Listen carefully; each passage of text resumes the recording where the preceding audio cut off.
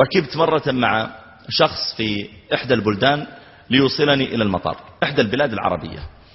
فشاب لما ركبت معه رأيت على يده صليبا، فسألته قلت له إيش اسمك؟ قال أنا عصام. قلت يا عصام إيش الضربة التي في يدك؟ أنا أعرف أنها صليب، لكن قلت يعني باب أن يكون مقدمة يعني هادئة.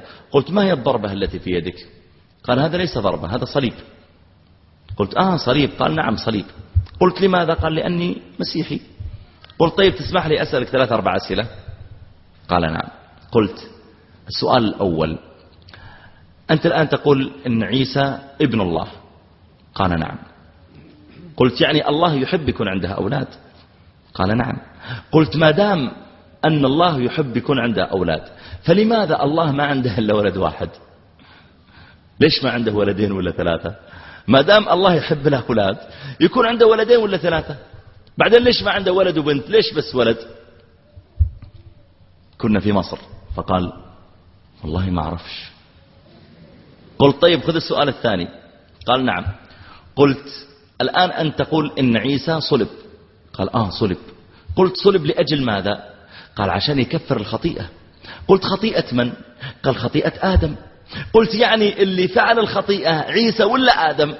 قال آدم. قلت إيش ذنب عيسى يصلب؟ يا أخي يصلب آدم، ما دام آدم هو اللي عمل الخطيئة والمسألة فيها صلب يصلب اللي عمل الخطيئة، إيش ذنب عيسى؟ قال والله صحيح لكن أنا مش عارف. قلت طيب خذ الثالثة. قال نعم. قلت الآن أنت تقول إن الله نزل عيسى لأجل يصلب حتى يكفر الخطيئة. قال نعم. قلت ألا يوجد أساليب أخرى لتكفير الخطيئة إلا أن الله يصلب ولده الوحيد؟ أجل لو آدم عمل خطيئتين مش خطيئة واحدة، من الثاني اللي بيصلب ما دام الله ما عنده إلا ولد واحد؟ ألا يوجد طريقة أخرى لتكفير الخطايا إلا أن الله يصلب ولده؟ وكل واحد من البشر يفعل خطيئة الله بيصلب ولده، هذا لا يكون. قال والله يعني أنا قلت طيب خذ. قال خلاص ما تناقشنيش. قلت خذ السؤال الأخير. قال نعم. قلت أنت تقول إن عيسى ابن الله.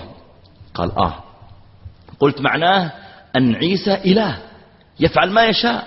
قال قلت وأن الله إله يفعل ما يشاء. قال طبعا في إله ثالث لسه ما تكلمنا عنه عندهم الآن بس 2. فقلت له طيب افرض أن الله أراد أن فلانا يموت اليوم الساعة 5 وعيسى مش عاوزه يموت اليوم الساعة 5، يريده يموت بكرة، من الذي يمشي كلامه؟ قال يمشي كلام ربنا. قلت ربنا اللي هو مين؟ ما أنت عندك 2، ربنا اللي هو الله ولا عيسى؟ قال يمشي كلام الأب. قلت إذن عيسى ليس إلها. قال ليش؟ قلت لأنه لو كان إله كان يمشي كلامه، معقول إله ما يقدر يمشي كلامه؟ قال لا يمشي كلام عيسى. قلت معناها الله ليس إلها، ما دام الله يريد شيء ويمشي كلام عيسى معناه الله ليس إلها. قال لا يمشي كلامهم كلهم. قلت لا يمكن يمشي كلامهم كلهم، كيف أن تجمع بين متناقضات؟ يموت ويحيى في نفس اللحظة، لا يمكن، يا يموت يا يحيى.